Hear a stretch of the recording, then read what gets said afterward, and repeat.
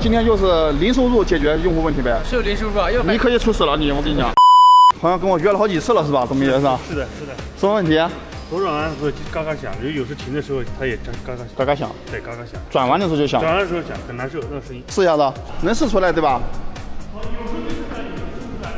怎么打？嘎嘎响。左转，它越慢它越响。快了也不响。对，快了不响，它是慢的时候响，不是每次都响，但是它有时候响，有时候不响。你不响，你没办法确定啊。要不你来看？前两天还响了，响得很声音很大。是冷车的时候，就是热车的时候吗？冷车的时候。要不冷一回啊？冷一回是吧？定期检查一下一个，先检查一下再冷一回。居民，来，这没有你不行。底盘一响，左打方向一响得很。左打方向。好像咯哒咯哒一响，都哪几天能产生？我知道。啊，阿肯半脚，冬天到了。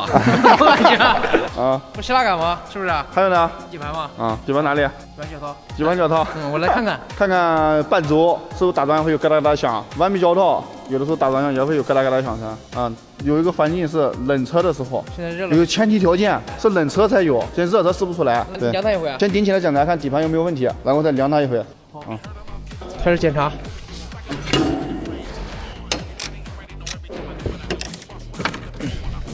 顶起来看一下底盘。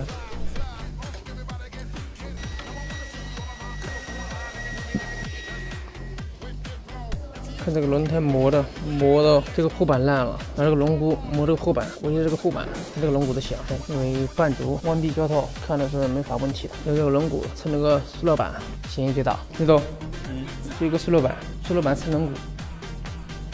能不？对。那带客户去看一下。老板，带你去看那个问题。目前看弯臂和半轴都没有问题，也没有漏油。正常它响的话会漏油。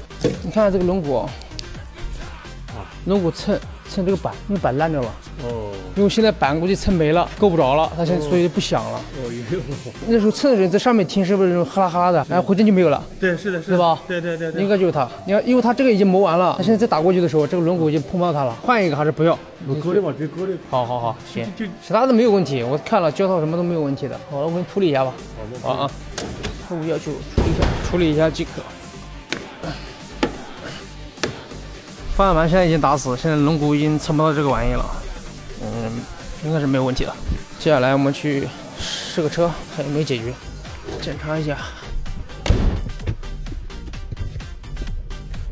不响了，问题完美解决，通知客户交车。OK 了，你可以出事了你。你来试一下那种。可以出事了。来，你再跑一下。护板烂掉了，烂掉变形了，然后碰到轮毂响，然后它磨了一段时间，这个塑料的磨没了。磨没了是吧？然后现在又不响。今天就是零收入解决用户问题呗。是有零收入啊，你可以出事了我跟你讲。我也废了，又没挣钱。老板，你吃好了。对。有问题再来吧。可以。好。